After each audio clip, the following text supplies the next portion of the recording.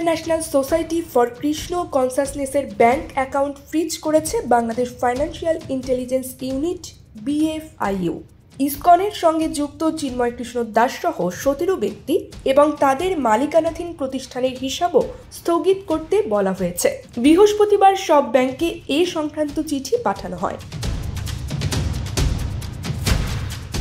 একই সঙ্গে এদের ঋণ, আমানত, ব্যবসা সহ যাবতীয় তথ্য আগামী 3 দিনের মধ্যে BFIU-তে পাঠাতে বলা হয়েছে।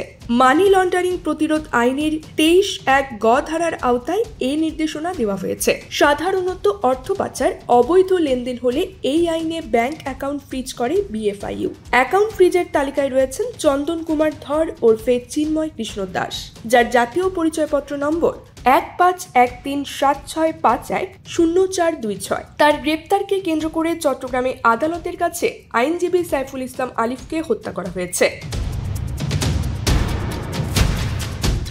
হত্যার প্রতিবাদ ও বিচারের দাবিতে দেশের বিভিন্ন জেলায় বিক্ষোভ কর্মসূচি চলমান আছে।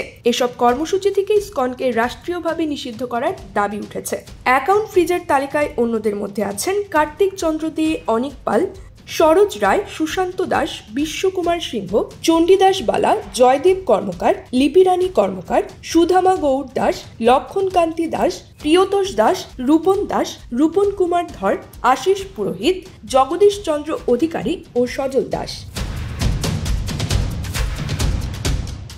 BFIUর চিঠিতে বলা হয়েছে, ইসকনের সঙ্গে স্বার্থ সংশ্লিষ্ট এসব ব্যক্তি এবং তাদের মালিকানাধীন সকল ধরনের ব্যবসা প্রতিষ্ঠানের নামে পরিচালিত যে কোনো ধরনের হিসাবের তথ্য ও দলিল পাঠাতে হবে।